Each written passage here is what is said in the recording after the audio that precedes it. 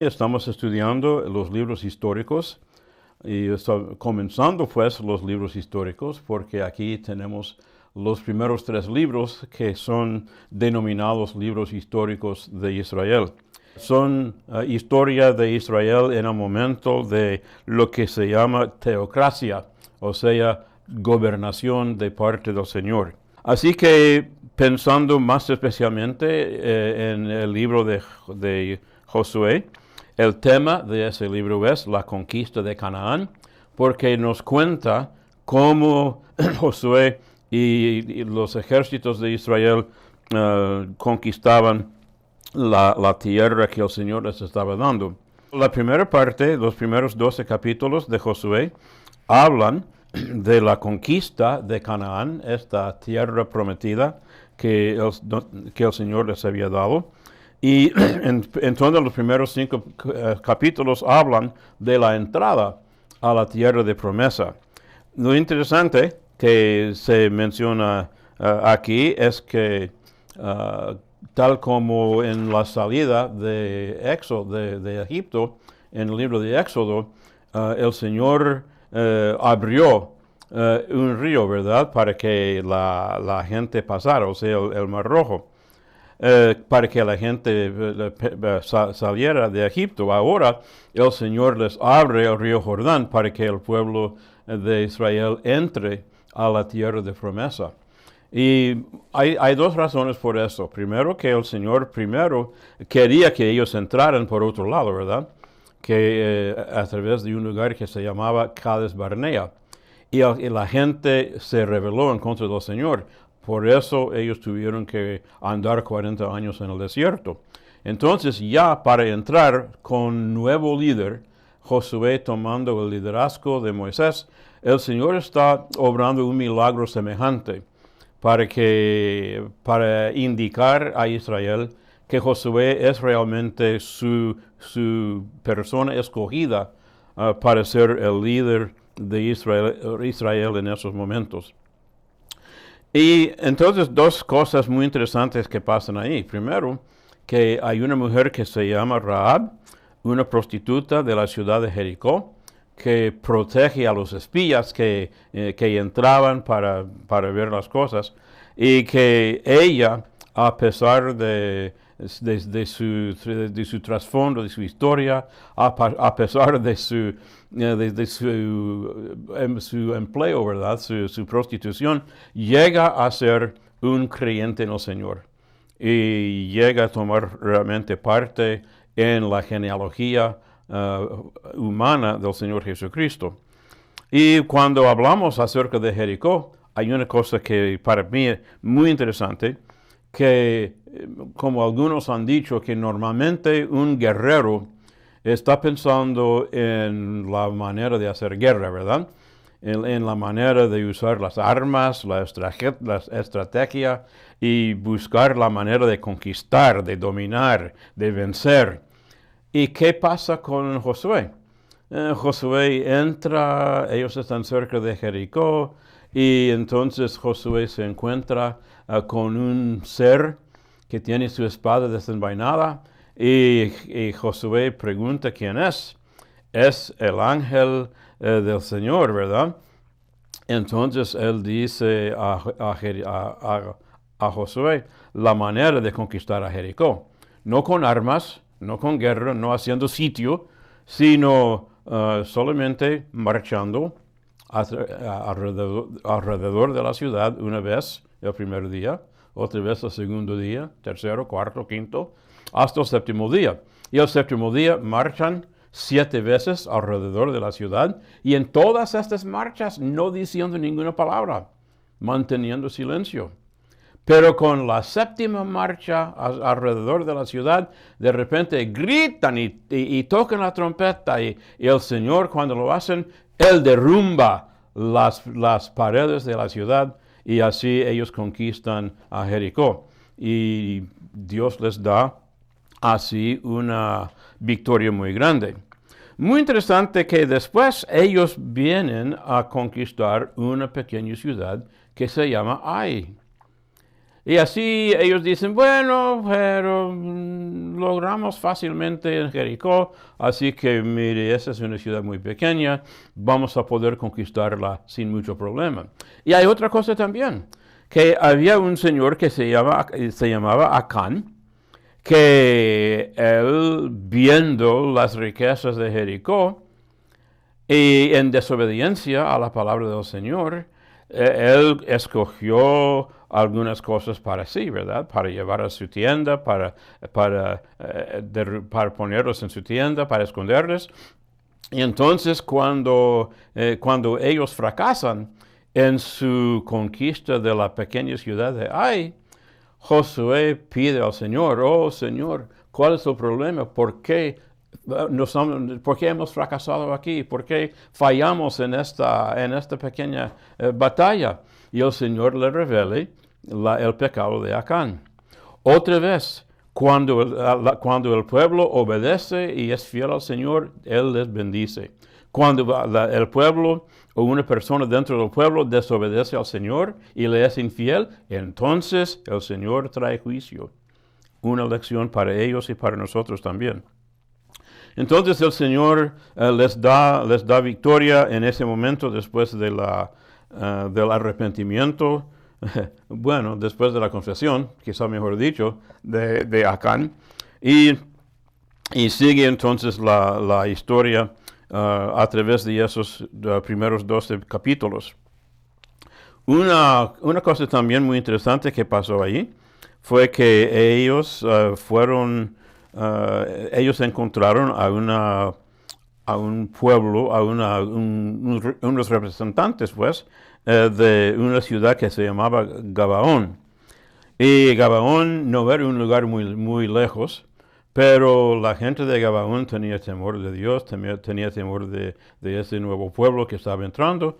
Entonces ellos vinieron engañando, ¿verdad? Ellos se pusieron ropa vieja, zapatos viejos, cogieron pan ya malo, ¿verdad? Que no era pan fresco, sino pan que ya había pasado muchos días y no estaba bueno para comer. Y entonces ellos vinieron diciendo, hemos venido de una ciudad muy lejos, de un lugar muy lejos, y hemos oído del poder de su Dios y queremos que por favor que ustedes hagan paz con nosotros. Y el pueblo de Israel no oró al Señor, no pidió la ayuda, la dirección de Dios, sino que dijeron, ajá, mire, pero que ellos han viajado mucho y están muy cansados, es cierto, de muy lejos vinieron.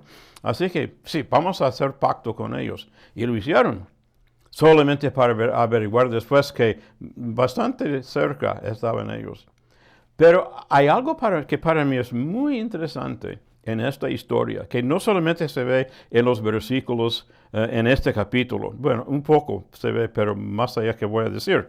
Pero noten aquí que habiendo hecho pacto con ellos, han hecho voto delante del Señor. Ahora, en un momento, los de Gabaón mandan a decir, ay, los enemigos nos están atacando y necesitamos ayuda, no podemos aguantar aquí, no podemos tener victoria, somos muy pequeños, no podemos, por favor, mándenos ayuda. Y entonces Josué agarra su ejército, ellos vienen marchando toda la noche y llegan a Gabaón para pelear en contra de los reyes que estaban atacando la ciudad. Y yo veo aquí dos cosas. Primero, que ellos reconocieron y ellos cumplieron con el pacto que habían hecho con Gabaón. Segundo, que Dios también reconoció y cumplió con este pacto, porque en esa batalla el Señor hizo un milagro muy grande, ¿verdad? Porque menciona aquí que el sol se detuvo y el Señor arrojó desde el cielo grandes piedras para destruir al enemigo. Así que aunque los gabaonitas habían engañado a Josué y al pueblo, ellos habían hecho así un pacto que vino como resultado de un engaño. Aún así, haciendo voto, ellos tienen que cumplir ese voto, ese pacto, esa promesa.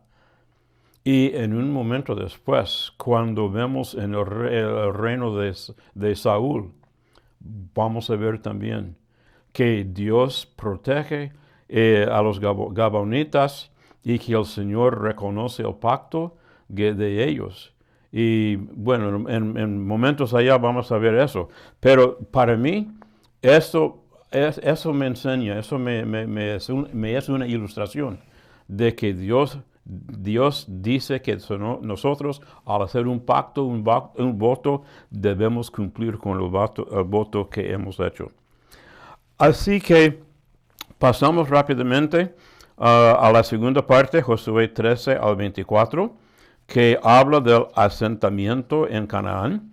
Y después de haber conquistado por lo menos la mayoría de la tierra, hay una división, ¿verdad? Ellos hacen una conferencia y ellos dicen, ok, ahora vamos a dar a cada tribu su parte. Y cada tribu tenía su lugar donde iban a ser responsables.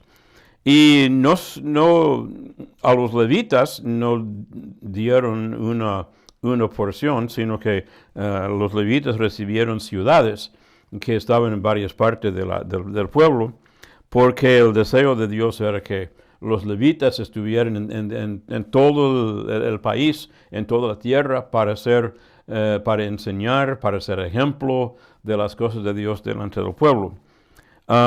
Y después, llegando a la segunda parte aquí, Josué 22 al 24, sirviendo a Dios en la tierra, y menciona que cuando Moisés estaba para morir, Dios le reveló a Moisés quién iba a decir o iba a ser el nuevo líder, o sea, Josué. Entonces Moisés, delante del pueblo, hizo una ceremonia para pasar a Josué el liderazgo. Pero vemos en estos últimos capítulos de Josué que aunque Dios había bendecido grandemente a Josué y ellos habían conquistado la mayoría de la tierra, cuando llegó el final de su vida, no hicieron alguna ceremonia, no hicieron delante del pueblo una indicación de quién iba a ser un nuevo líder. Así que muere Josué al final de su tiempo, y cuando entramos entonces al libro de los jueces, no hay un líder que Dios había nombrado para tomar el liderazgo en Israel. El libro de los jueces es un tiempo muy triste en la historia de Israel. Inicia, que dice aquí, con las tribus cooperando en la conquista de Canaán, pero termina con las tribus envueltas en una guerra civil. Qué cosa, ¿verdad? Dice aquí que Jueces inicia con el pueblo sirviendo a Dios, pero termina con apostasía religiosa y caos civil. Y vamos a ver algunas cosas acerca de eso. ¿Qué es la causa de esa decadencia, ese deterioro de la vida espiritual y social del pueblo de Israel? Bueno, dice en la página 56 del segundo párrafo, al final, 7 veces dice en el libro de Jueces, Israel hizo lo malo ante los ojos de Jehová. Y no solamente eso, sino que el siguiente párrafo menciona 2 razones, 2 causas de esta decadencia, de esta reacción del pueblo. Primero, no había rey en Israel. Ellos habían rechazado a Dios como su rey, ¿verdad? Y no tenían todavía un rey para gobernar sobre ellos y para dirigirles, así que no tenían. Pero segundo, dice, cada uno hacía lo que bien le parecía. Esto lo vemos 2 veces en el libro de Jueces, y especialmente lo vemos como el último versículo del libro de los Jueces, como un pronunciamiento de Dios acerca de la historia anterior en Jueces, para decir, estas cosas sucedieron porque cada uno hacía lo que bien le parecía. La tradición dice que Samuel probablemente escribió el libro de Jueces, Y aquí tenemos entonces una pequeña explicación acerca de quién o qué es un juez. Porque para nosotros un juez es una persona en una corte de ley, ¿verdad? Que pronuncia sentencia sobre los maleantes. No es así, sino que en este libro de los jueces dice, los jueces eran líderes militares que Dios usó para librar a su pueblo de la opresión. Los jueces gobernaban sobre las tribus de forma individual, no sobre la nación entera. O sea que cada juez en su región, cada vez en su tribu, ¿verdad? Pero no era una nación unida para la gobernación de un solo juez en algún momento. Así que un panorama general del libro de jueces, en la página 57 del texto, menciona aquí que en el tiempo de los jueces las tribus de Israel controlaban las regiones montañosas, los cananeos el control de las regiones costeras. Israel fracasó en conquistar los lugares donde los cananeos reinaban, así que la conquista quedó incompleta. Como decía acerca de Josué, ellos conquistaron casi toda la tierra, pero no toda, ¿verdad? Y vamos a ver que resultó algo malo como resultado de ese fracaso. ¿Por qué fallaron en la conquista? Aquí tenemos otra vez dos razones.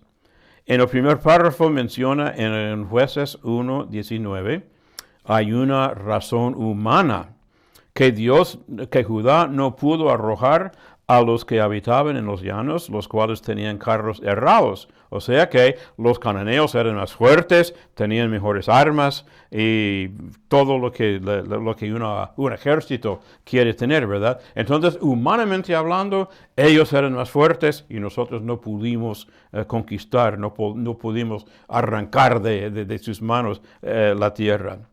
Pero podemos decir, pero Dios es grande, ¿verdad? Dios es poderoso. Dios puede conquistar cualquier ejército. Bueno, pero menciona en el segundo párrafo, en Jueces 2, que revela una causa más profunda, que Israel no obedeció a Dios por completo. Dios juzgó la desobediencia de Judá, y así dejó algunos habitantes en la tierra, y esos habitantes llegaron a ser una trampa muy grande, una fuente de pecado, de fracaso para los israelitas, lamentablemente. Lo que vemos entonces en el libro de los jueces es un ciclo. Realmente son 6 ciclos que se menciona aquí. 6 ciclos de apostasía y liberación. Y ustedes pueden ver entonces un pequeño diagrama juntamente con una lista que describe esos ciclos de los cuales nos habla Jueces. Dice aquí, los hijos de Israel hicieron lo malo delante de los ojos de Jehová. Ellos habían vivido bastante bien, estaban obedeciendo y sintiendo bendición de Dios, pero por alguna razón ellos hicieron malo. Entonces el Señor los entregó en manos de sus enemigos, número 2. Número 3, a causa de la opresión, los hijos de Israel clamaron a Jehová. Y número 4, Dios levantó jueces que los libraban de mano de los enemigos. 6 veces en el libro de los jueces lo vemos. Y una cosa que el autor de nuestro libro nota también. El primer juez se llamaba Otoniel. Y no se dice nada malo o negativo en contra de él. Pero vamos de allí a ver los otros jueces y vemos que parece que cada uno está un poco peor que el juez anterior. Por ejemplo, Ahod logró victoria a través del engaño, ¿verdad? Débora, un líder fiel, pero su cántico de victoria revela una nación dividida. Y en realidad, un problema con el momento de Débora era que otro hubiera sido el líder, pero rehusó hacerlo. Y Débora tuvo que tomar su lugar.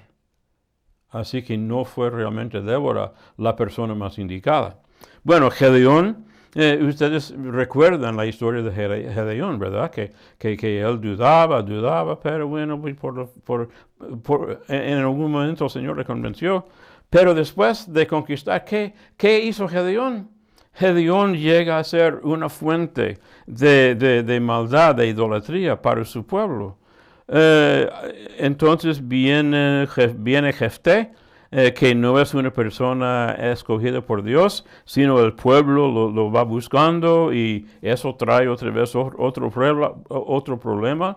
Y entonces quizás el juez más conocido que forma parte de los libros de historia bíblica para los niños, Sansón, ¿verdad? Sansón, notado por su fuerza y todo eso. Pero cuando estudiamos la historia de Sansón, lo que vemos es que él era un hombre muy infiel a Dios, infiel a sus votos de Nazareo. Y pecado, y miren cómo... Bueno, estudie usted, lee usted la historia de Sansón en el libro de los jueces y va a ver que cada vez él está revelándose, está alejándose un poco más de Dios, haciendo cosas un poco más peor cada vez. Bueno, llega a que ya lo quitan los ojos y ahí está, ¿verdad? Bueno, en su muerte dice que él tuvo más éxito porque él derrumbó el templo del dios pagano y mató entonces a más filisteos, pero él murió también, ¿verdad? Y lamentablemente murió. Bueno, muchas personas dicen, mire, cuán grande es Sansón, pero yo digo, ay, mire, pobre Sansón, que realmente vivió una vida muy contraria a la voluntad de Dios. Bueno, el Señor entonces usaba a los jueces para liberar a su pueblo, pero llegando al final del libro de jueces, vemos dos historias muy feas. Hay una historia que habla de la idolatría, no tenemos tiempo de describirla, pero es la primera vez cuando dice que la razón porque las personas estaban haciendo esas cosas, cayendo a la decadencia espiritual, a la idolatría. En aquellos días no había rey en Israel, cada uno hacía lo que bien le parecía. Eso se ve en Jueces 17:6. Entonces, viene otra historia, otro cuento, otra cosa que pasó. Muy feo. La violación, asesinato de la concubina de un levita, una historia que cuando yo la leo, yo casi lloro porque miren que el pueblo de Dios está cayendo a la profundidad del pecado en estas cosas. Y otra vez dice, ¿por qué este caos moral y social? Otra vez dice, en aquellos días no había rey en Israel, cada uno hacía lo que bien le parecía. Lo que vio en sus propios ojos como era bueno, ¿verdad? Pero no era el camino de Dios. No estaban obedeciendo al Señor. Así que, otra vez, hay una lección para nosotros, hay una lección para nuestra nación. ¿Por qué vemos decadencia alrededor de nosotros en estos días? Cuando el pueblo alrededor de nosotros está haciendo lo que ellos ven en sus propios ojos bueno, que realmente no es bueno.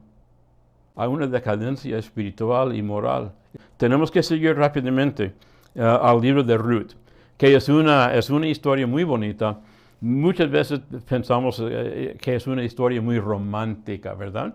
Pero más bien es una historia que nos cuenta de la fidelidad de una persona en medio de la apostasía y la fidelidad de Dios en bendecirla a ella. Notemos aquí que dice que la historia de Ruth tomó lugar en los días que gobernaban los jueces. O sea que durante el tiempo que hemos descrito en estos momentos acerca de los jueces, de Israel en el tiempo de los jueces, con toda la decadencia y apostasía, aquí hay una mujer moabita, no es israelita, es moabita. Pero ella viene y fielmente sigue al Señor. Bueno, ella no es la única, Noemí también, ¿verdad? Booz es otro.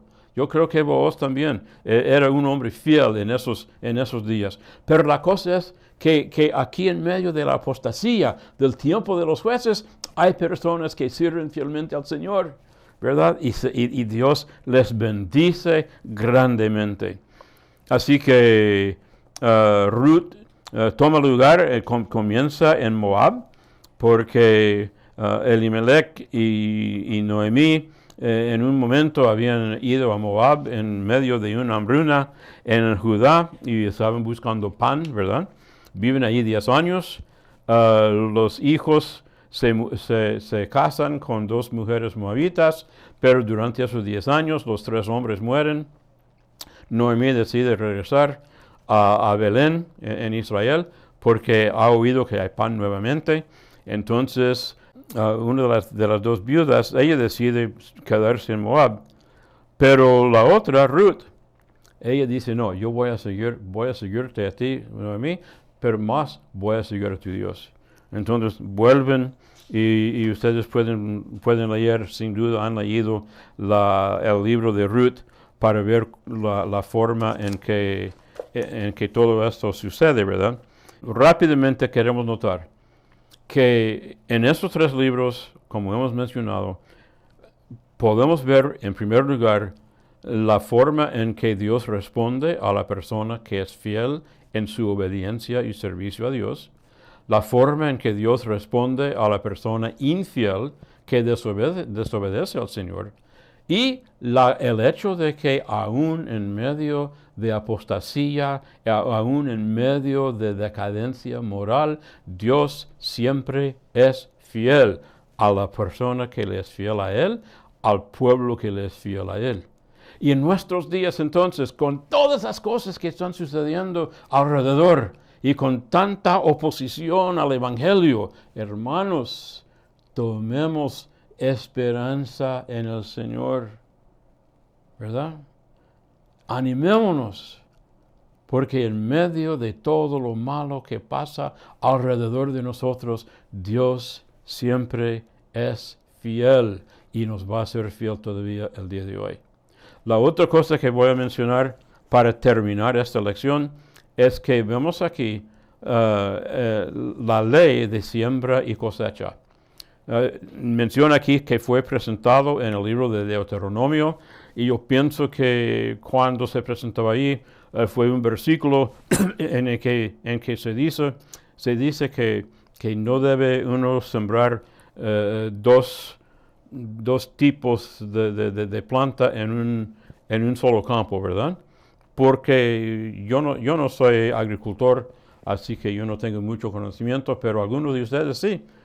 Y podemos saber que sembrando diferentes cosas en un solo campo puede traer muchos problemas muy grandes. Y la cosecha que uno busca no es una cosecha pura de un producto que está buscando uno, ¿verdad? Entonces, en Gálatas capítulo 6 y los versículos 7 y 8 tenemos la declaración de Dios. No os engañéis, Dios no puede ser burlado, pues todo lo que el hombre sembrare, eso también segará.